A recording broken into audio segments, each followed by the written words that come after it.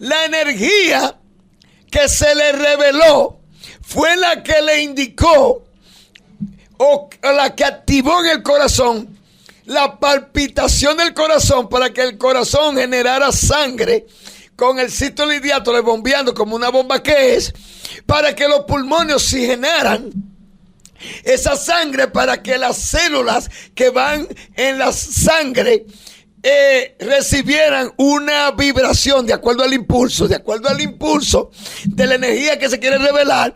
Las células comienzan a decodificar el mensaje y hacen un tránsito a través de las arterias y de las venas y a través de la médula espinal, escalando una escalera a través de las 33 vértebras que componen las vértebras y la médula espinal, mandando un mensaje electromagnético que entonces cuando llega al cerebelo y a las neuronas cerebrales, activa la neurona, ellas comienzan a comunicarse unas con otras y producen una chispa de energía. Esa energía entonces activa la imaginación. Usted comienza a ver una imagen, de ahí es que viene el texto: pondré mi ley en tu corazón y en tu mente la escribiré. ¿Qué es la ley? La ley es el verbo. Padre Cristo, en esta tarde, este es una vez más su programa El Despertar de tu Conciencia. Tenía algunos días que estaba retirado de este programa, no del canal, sino del programa, porque estuvimos grabando muchas veces la sección El Porqué de las Cosas. Prontamente tendremos un tema muy interesante en el porqué de las cosas, el tránsito del alma por el tiempo. Pero el día de hoy tenemos un tema muy importante en esta su plataforma Revelación y Poder, y en este su programa El Despertar de tu Conciencia, atravesando el velo. Sé que por mucho tiempo hemos sabido a través de las escrituras que Jesús murió en la cruz del Calvario, y cuando murió, que entregó su espíritu y dijo: Padre, en tus manos encomiendo tu espíritu. Y antes de hacer eso, él dijo: Padre, ¿por qué tú me has abandonado? Eso tiene una enseñanza muy profunda, que es que como el cuerpo que él utilizó, este cuerpo no humano, terrestre, porque nosotros hemos creído que el cuerpo que portamos es humano. No, el cuerpo que nosotros portamos es terrestre. La Biblia dice que hay cuerpo animal, hay cuerpo espiritual, hay cuerpo terrenal y hay cuerpo celestial. El celestial corresponde con el terrenal y el animal corresponde con el espiritual, y el cuerpo animal corresponde a una dimensión. Cuando se habla de dimensión, es que hay vibraciones de conciencia que corresponden a ese estilo. Por eso se llama animal. Animal es lo que no razona. A eso se llama animal, lo que no tiene razonamiento. Pero ese no es el tema del día de hoy. Pero sí, vamos a hablar del velo. Entonces, ¿qué pasa? Me estaba refiriendo cuando nuestro Señor murió en la cruz del Calvario. Dice que el velo del templo se rasgó en dos. Ahí, Baito yo, Asai.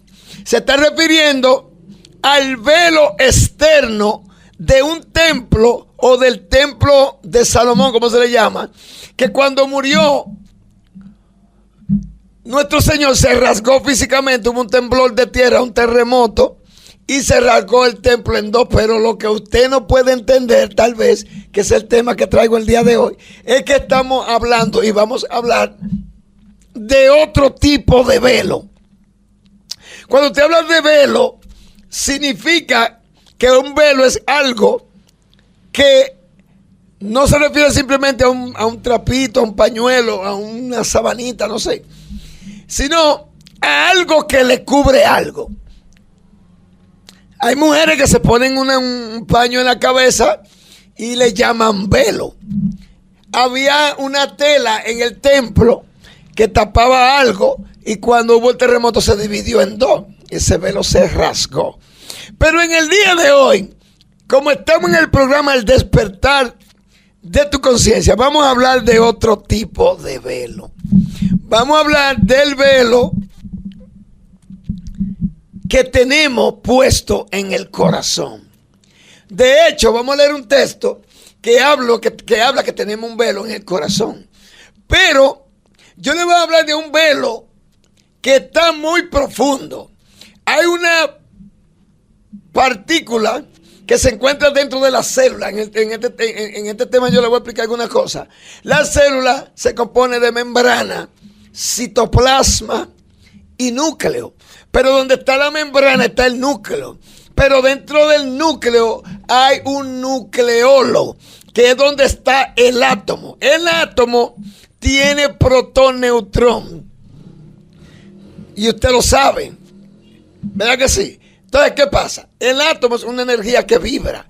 Esos átomos están dentro del nucleolo. Y el nucleolo está en el núcleo. Pero ¿qué sucede? Que la membrana cubre al núcleo e impide que esa vibración celeste salga. A eso es que se le llama velo. Y el día de hoy vamos a desglosarlo, pero con la Biblia. Vamos a leer una definición científica de lo que es el velo. Me voy a beber un poquito de agua, voy a leerle esa definición y luego vamos a entrar en materia bíblicamente hablando. Amén. ¿Qué es el velo medular superior? El velo medular superior es una estructura atómica que se encuentra en la médula espinal, la parte del sistema nervioso central que se encuentra dentro de la columna vertebral. Se trata de una delgada capa de tejido conectivo que recubre la superficie superior de la médula espinal. La función principal del velo medular superior es proteger y sostener la médula espinal, así como también actuar como un amortiguador para los golpes y las vibraciones que pueden afectar también. Está involucrado en la regulación de la circulación del líquido cefalorraquídeo que rodea la médula espinal y el cerebro.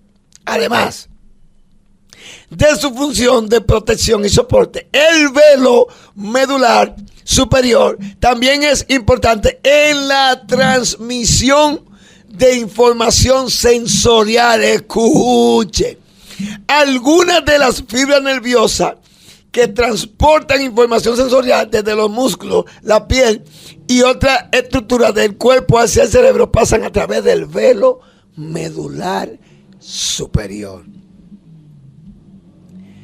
Tema de día de hoy, audiencia: atravesando el velo. Bien, vamos a entrar en materia.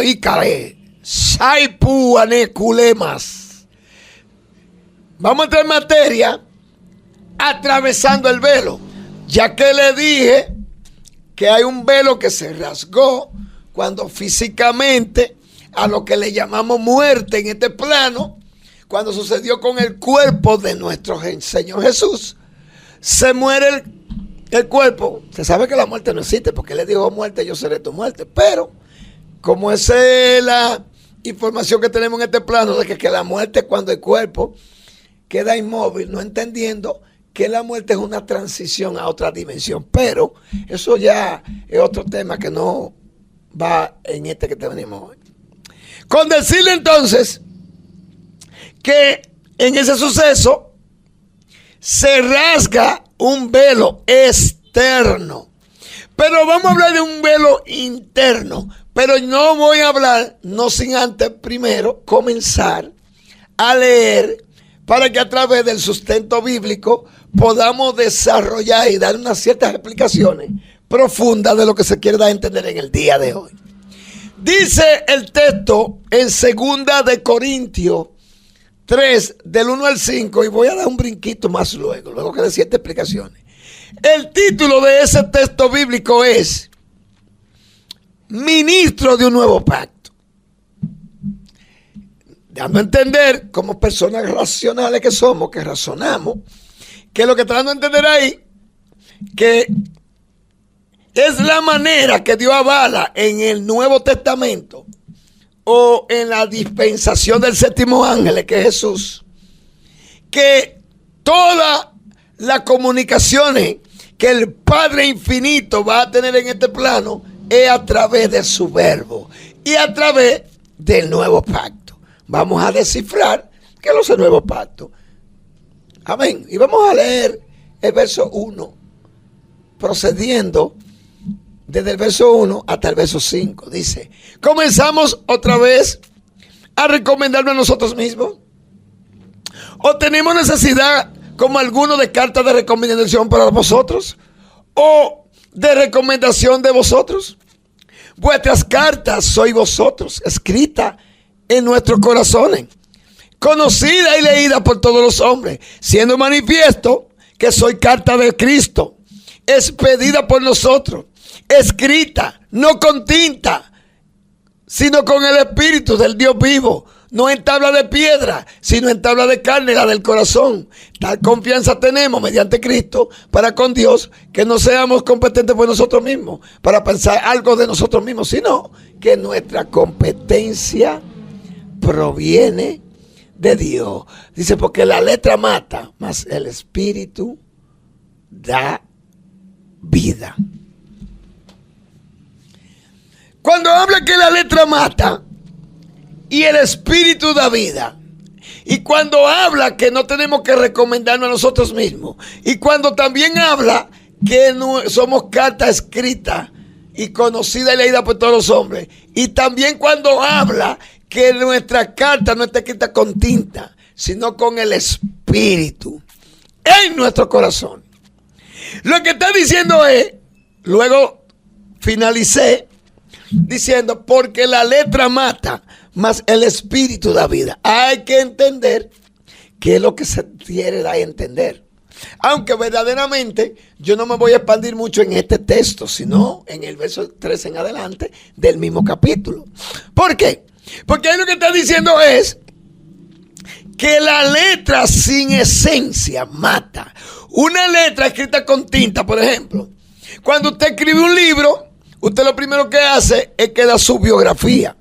Luego hace un prólogo, luego pone un índice para ver el contenido. Pero la importancia de quien escribe el libro es que el mensaje que quiere transmitir es lo importante a través de todo el contenido. O sea, que no es la letra lo que importa, sino la esencia que está detrás de la letra. En este caso, del escritor.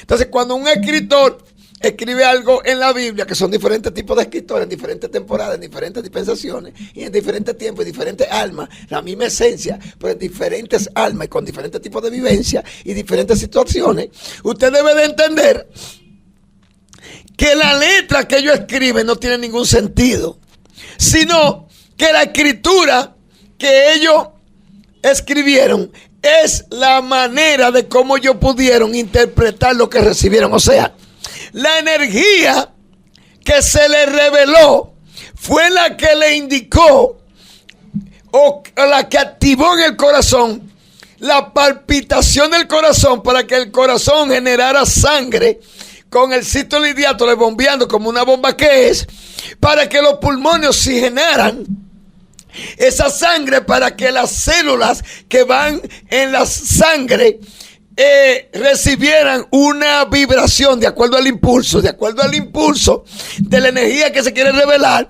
Las células comienzan a decodificar el mensaje y hacen un tránsito a través de las arterias y de las venas y a través de la médula espinal, escalando una escalera a través de las 33 vértebras que componen las vértebras y la médula espinal, mandando un mensaje electromagnético que entonces cuando llega al cerebelo y a las neuronas cerebrales, activa la neurona, ellas comienzan a comunicarse una con otra y producen una chispa de energía. Esa energía entonces activa la imaginación. Usted comienza a ver una imagen. De ahí es que viene el texto: pondré mi ley en tu corazón y en tu mente la escribiré. ¿Qué es la ley? La ley es el verbo.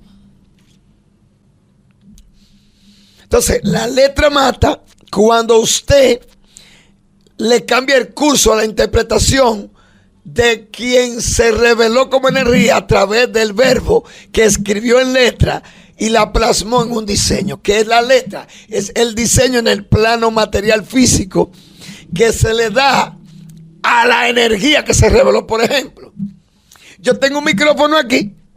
Este micrófono fue una esencia energética que se le reveló a quien inventó el micrófono. Por ejemplo, yo siempre digo que quien inventó el abanico le tuvo que dar calor. La necesidad y la escasez de aire que tenía esa persona inventó el abanico. El abanico no es el instrumento que yo tengo ahora que gira y da vuelta. Yo me imagino que antes de ese abanico, nosotros como niños aprendimos a hacer papel y a darle una vueltecita y hacíamos unos abanicos. O sea, la escasez o la dificultad a una persona conectada con lo divino le favorece. ¿Por qué? Porque se le activa la creatividad. Pero cuando nosotros somos personas desconectadas, nos afligimos y nos quejamos porque no tenemos la habilidad de tal revelación, porque no estamos impulsados por la energía divina. Entonces la letra mata y el espíritu da vida. Cuando la letra tú la teorizas, tú lees lo que está plasmado por algo que tuvo una revelación y te queda en la teoría y no lleva eso a una investigación profunda, haciendo preguntas de acuerdo al espíritu cuando tú lees, porque cuando tú lees, tu alma está reflejando su luz a través de tus ojos y puede captar la información e introducirla en lo más profundo de su consciente. Pero cuando tú teorizas, ahí es que dice que la letra mata. ¿Por qué? Porque la letra que tú estás leyendo, tú la estás leyendo de acuerdo a tu entendimiento y no de acuerdo a quien la escribió o de acuerdo a quien recibió el mensaje, porque quien plasmó esas letras fue que recibió el mensaje y fue a quien se le reveló la energía. Por tanto, a través de quien escribió esa escritura es que yo puedo entender qué tipo de energía se reveló a través de él en esa escritura. Pero cuando yo me quedo teorizando para saber mucho, no tengo vida espiritual de Dios. Por tanto, vamos a pasar al segundo paso. Aquí vamos a hablar del velo. Estamos introduciéndonos, pero verdaderamente ya el tema va a comenzar después que leamos esto.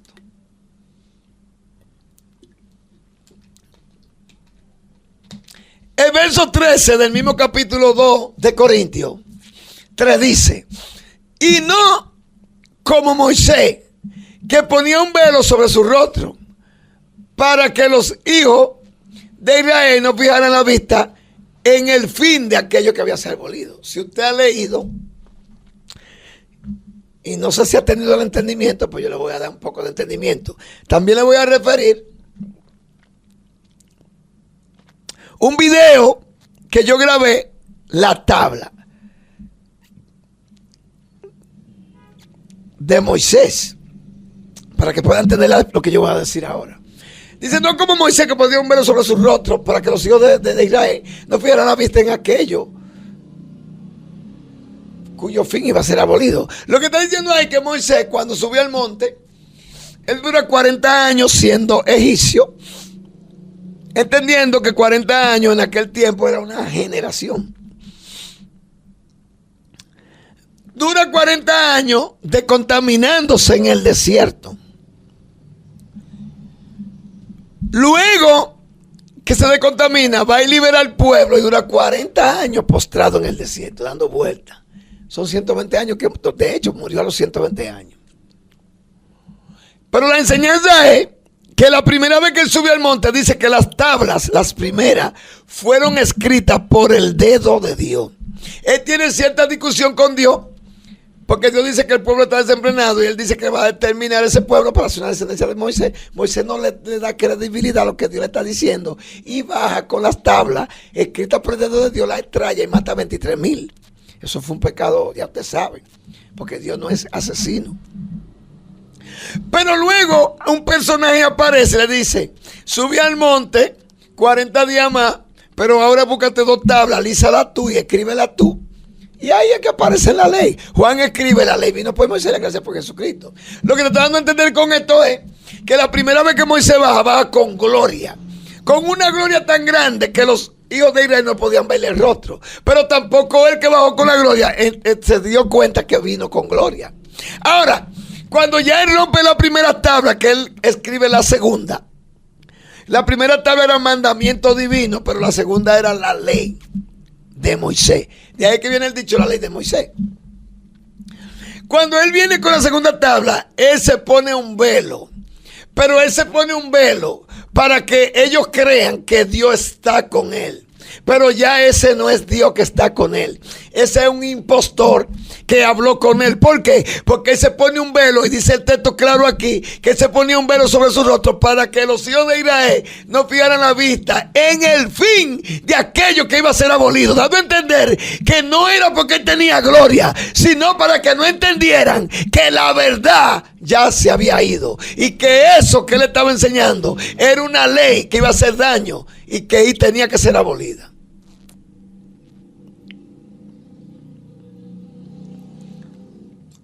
Dice, pero el entendimiento de ellos se embotó, porque hasta el día de hoy, cuando leen el antiguo pacto, le queda el mismo velo, no descubierto, el cual por quito es quitado. ¿Qué da a entender eso? Eso está dando a entender entonces que hasta el día de hoy, cuando leen el antiguo pacto, le queda el mismo velo no descubierto. Dije que un velo es algo que cubre algo. ¿Qué es lo que está diciendo con eso? Que cuando yo leo el Viejo Testamento, yo tengo un velo. No. Lo que está diciendo, si yo leo el Viejo Testamento en la condición en la cual fue escrita, me va a quedar un velo. ¿Por qué? Porque nadie que escribió en el Antiguo Testamento tenía la esencia del Espíritu viviendo con ellos, sino que ellos escribieron en un momento inspirado. Lo que está diciendo que en el momento que ellos recibieron eso, ellos estaban inspirados, pero ahora en la gracia, en este tiempo, yo tengo que leer eso inspirado, porque si no lo leo bajo la inspiración divina y la leo como si fuese una ley, pues entonces me va a quedar un velo. No se me va a quitar el velo. Dice, el cual por Cristo es quitado. Y aún hasta el día de hoy, cuando se lee a Moisés, el velo está puesto sobre el corazón de ellos. Nótese que por Moisés mataron a Esteban. Nótese que por Moisés mataron a Jesús. ¿Por qué? Porque ellos decían que Esteban contradecía la ley de Moisés. Nótese que por Moisés existe el divorcio. Ay, Dios santo. Ay. Acuérdense que en Mateo 19 le dijeron, Moisés mandó a dar carta de divorcio. Y él le dijo, en el principio no fue así. Eso él lo hizo por la dureza de sus corazones. No. ¿Cuántas cosas se establecieron por Moisés? En una, el Mesías le dijo, si ustedes aman a Moisés, Moisés lo está acusando, porque Moisés escribió de mí. Dice que hasta el día de hoy, cuando se lee a Moisés, el velo está puesto sobre el corazón de ellos. Ok, llegamos al corazón. ¿Cuál es la importancia del tema de hoy? La importancia del tema de hoy es que cuando el Mesías muere, hay un velo externo en un templo físico que se rasga, a un terremoto. Pero, dando a entender que cuando él resucita, dice, todo el poder me fue dado en el cielo y en la tierra, porque tenía el poder del cielo, pero no es de la tierra. Cuando él adquiere el poder de la tierra, cuando él físicamente derrama sangre, él no tenía que morir para poder elevarse por encima de todos los cielos. Pero él lo que vino fue a cumplir una ley que estableció Moisés. ¿Cuál ley? Que todo, casi todo, era purificado con derramamiento de sangre, menos el pecado de la humanidad, porque todos los años mataban toro, y por un año era que estaba la gente pura y volvía otra vez a lo mismo, pero ya fue de una vez para siempre. O sea que la ley de Moisés, en vez de ayudar, hizo daño, porque dice que él era fiel en toda la casa de Dios. Pero hay un texto en hebreo que dice que escrito sobre su casa, la cual casa somos nosotros. Entonces está diciendo ahí que cuando nosotros leemos a Moisés, está el mismo velo puesto sobre el corazón de ellos. ¿Qué es lo que está diciendo? En la condición espiritual en la que Moisés se estaba moviendo, si tú te estás moviendo en esa misma condición, por más que tú sepas, la letra te está matando. ¿Qué es lo que te están diciendo? Que el conocimiento que tú estás otorgándote, el conocimiento en el que tú estás operando, es una verdad, pero no es una verdad como persona, sino una verdad como concepto, porque Jesús dijo, yo soy la verdad, dando a entender el código de la verdad soy yo, mi personalidad. Entonces, cuando yo leo la Biblia, como muchos que andan por ahí, que todo lo que van a hacer es reflejándose en los judíos, como lo hacían los judíos, como lo hacían los hebreos. Yo no estoy en ese tipo de cultura, mi hermano. En el tiempo de los hebreos, Ellos hacían eso de acuerdo a su cultura. En el tiempo de los israelitas, en el tiempo de los judíos, pero yo no soy judío, mi hermanito. Yo soy israelita, pero como código. Dice que hay una Israel celeste y una Israel terrestre. Hay una Jerusalén terrestre y una celeste. O sea, yo no tengo que hacer todo como lo hicieron los judíos. En el tiempo de los judíos, sí. Porque si él dice que hay un libro, el libro de los hebreos, y él escribe a los hebreos y dice que Dios quitó una vez para siempre. Y dice que este es el nuevo pacto, pondré mi ley en tu corazón y en tu mente la escribiré. Y dice, y lo atestigua lo mismo el Espíritu. Y donde hay remisión de esto, no hay más remisión, no hay que hacer más nada. Porque ya después que lo borró. Pero yo veo que todavía hacen como lo mismo. Es más, yo veo gente haciendo rituales tal y cual como lo hacían los hebreos. Dígame usted. Entonces lo que Cristo hizo no sirvió. Ay, papá. Ay, Dios mío. ¿Qué es más importante, la cultura o la revelación del Cristo?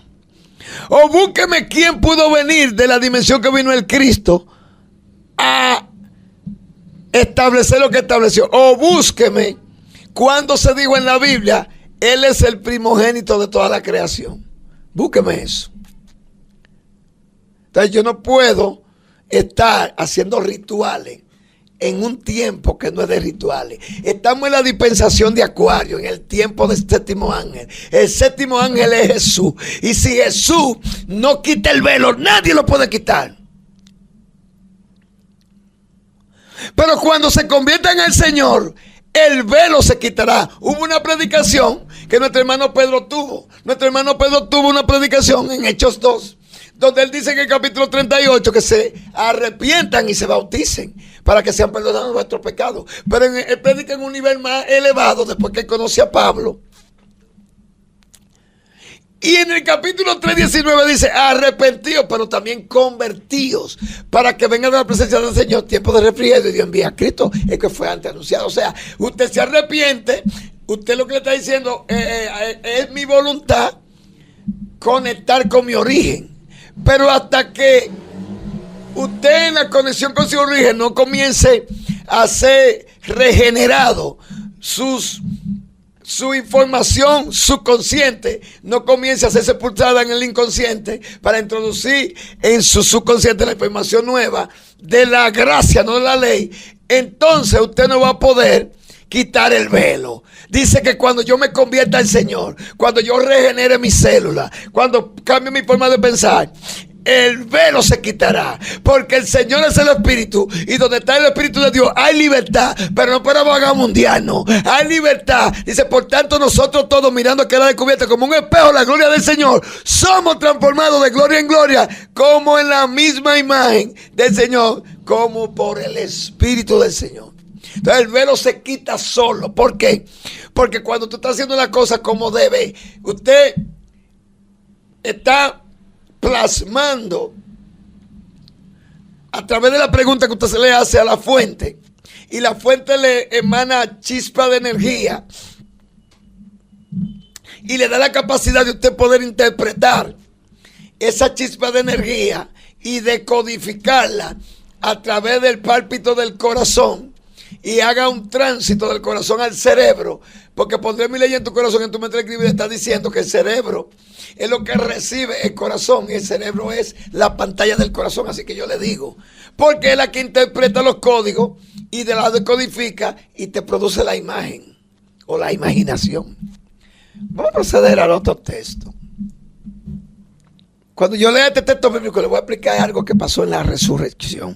Yo le hablé de la muerte, que se rasgó un velo externo, pero hay un velo interno que es el que está en la célula, porque hay un texto que dice, las malas conversaciones corrompen las buenas costumbres, dando a entender que entonces, ¿cómo es?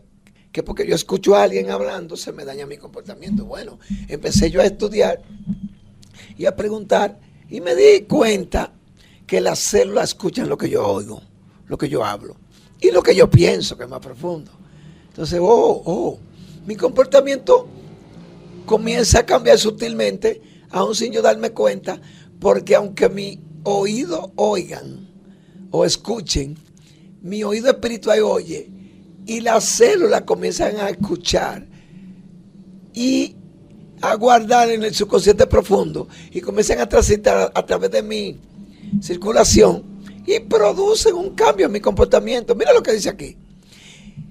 Corintios 13:8 dice: el amor nunca deja de ser, punto, coma, pero la profecía acabará, cesarán las lenguas y la ciencia acabará. Ni van a acabar la profecía, ni van a acabar la lengua. Lo que te dando a entender es que cuando tú llegues a lo perfecto, que es el amor, a ti no hay que profetizarte. Oye, ya tú tienes una relación directa con Dios. Porque en parte conocemos y en parte profetizamos más. Cuando venga lo perfecto, entonces lo que en parte se acabará. Cuando yo era niño, hablaba como un niño, pensaba como un niño, juzgaba, no juzgaba. Más cuando fui hombre, dejé lo que era de niño, ahora vemos por el espejo oscuramente, más entonces veremos cara a cara. Ahora conozco en parte, pero entonces cuando conoceré cómo fui conocido. Dios le dice a Jeremías: antes que te formase en el vientre de tu madre, te conocí. ¿A dónde? ¿Dónde? Zacarías 12:1 dice: yo Jehová que hizo el espíritu del hombre dentro de mí, ha dicho, o dentro de él, formó el espíritu del hombre dentro de él. Entonces, ¿qué dice? Que seré conocido como fui conocido de Jeremías antes de que tuviera una formación aquí, antes de que el cuerpo se formara donde iba a estar el alma, y antes de que el alma comenzara a decodificar el yo superior de Jeremías. Dios lo conoció. Dios no tiene que proveer a nadie. Fue el que te formó, fue el que te creó, fue el que te hizo. Él formó quien tú eres eternamente y completo. Él te hizo completo. Ahora tú tienes que descargarte en esta dimensión. Miren lo que dice en Hebreos 6, 19, 20. La cual tenemos como segura y firme ancla del alma y que penetra dentro del velo. ¿Qué es lo que penetra dentro del velo? La palabra. ¿Y qué es la palabra? La escritura. No, la escritura es el diseño de la palabra. ¿Y qué es la palabra entonces? Bueno, la revelación del Espíritu. Esos códigos espirituales que Pablo cuando fue al tercer cielo dijo: oí palabra inefable, la cual no nos ha dado nombre pesar. Eso que el Espíritu dice que elegíme con un gemido indecible. O sea, indecible es que son frecuencias de energía que se entienden en ese plano superior. Pero en este plano superior hay que convertirla en letras, en escritura. ¿Me entiende? Es como cuando usted habla consigo mismo en su interior profundo. Usted no ve letras que se definen, ni ve palabras que se definen, pero usted entiende. Entonces, ¿qué es lo que pasa? Que la palabra, que es la frecuencia del cielo, a través de un diseño escritural, eso es lo que tenemos como segura y firme ancla del alma, que penetra hasta lo profundo del velo, donde Jesús entró por nosotros como precursor. Este sumo sacerdote, según el orden de Melquisedec, hay un sacerdocio que es el sacerdocio de Aarón. ¿Cuál es el sacerdocio de Aarón? Bueno, yo le voy a explicar. El sacerdocio de Aarón es que Moisés se estaba negando a hablar de parte de Dios y él dijo que era tartamudo. Entonces Dios le dice: pero tú tienes un hermano. Tú lo que me estás diciendo, hermano, a mí, que use a tu hermano. Sí, yo no sé hablar hebreo, lo que le está diciendo. Y él le dice: bueno, eso es verdad. Voy a usar a tu hermano. Entonces, pero tú serás mi boca y él será tu boca. El sacerdocio de Aarón es con intermediario, pero el sacerdocio de Melquisedec es directo. Por eso, él entró hasta lo profundo del velo. Jesús fue el precursor. ¿Y quién es Jesús? El código que él dejó en la tierra, a quien se le sujetan todas las cosas. Yo tengo un nombre, Juan, pero si yo me comporto como Jesús, yo soy Jesús. Por eso yo soy un Jesucristo también. Porque Cristo no es nada más y nada menos que la descarga de tu yo superior a tu alma, que es o va a ocurrir cuando tu alma tenga el código Jesús, porque eso es un código que significa salvación. Es un código y es el único contenedor que puede sustentar la conciencia de Cristo aquí abajo en la tierra. De ahí es que cuando Él camina en la tierra dice: las zorras tienen guarida, las aves tienen nido, pero el Hijo del Hombre no tiene donde recostar su cabeza. Este nivel de conciencia todavía yo no me he preparado un alma en los 12 que tengo los discípulos, incluyendo a Pablo, que puedan soportar tal nivel de conciencia. ¡Ay, que lo alabe! Él entró hasta lo profundo del velo, porque él no fue un sacerdote, fue un sumo sacerdote, hecho sacerdote para siempre según el orden de Melquisedec. Ay, papá. Ay, gracias, Padre mío. Atravesando el velo. Muchas personas han querido rasgar el velo que está en el nucleolo del núcleo profundo, que está en la membrana celular, y no puede ser posible, porque para rasgar ese velo tengo yo que parecerme a mi Señor Jesús. Si yo no me parezco a Jesús, pues Él no va a penetrar lo profundo del velo y me va a libertar. Voy a leer, yo creo que el último texto. Vamos a poner que el productor me lo ponga. Voy a leer el texto de Hebreo. Y oiga lo que dice en Hebreo 10. Este es un texto poderoso. Y como vamos a terminar con este texto, yo quiero que usted se lo guarde en lo profundo de su ser. Llévese de mí. Yo lo pude lograr. Yo quiero que usted lo logre. El único que puede penetrar hasta lo profundo de tu velo. El único que puede regenerar tus células. Eso lo dice Pedro. Eso lo dice Tito. Pedro el Cacón no se pudo regenerar hasta que no duró 15 días con Pablo, escuchando la profundidad de Pablo.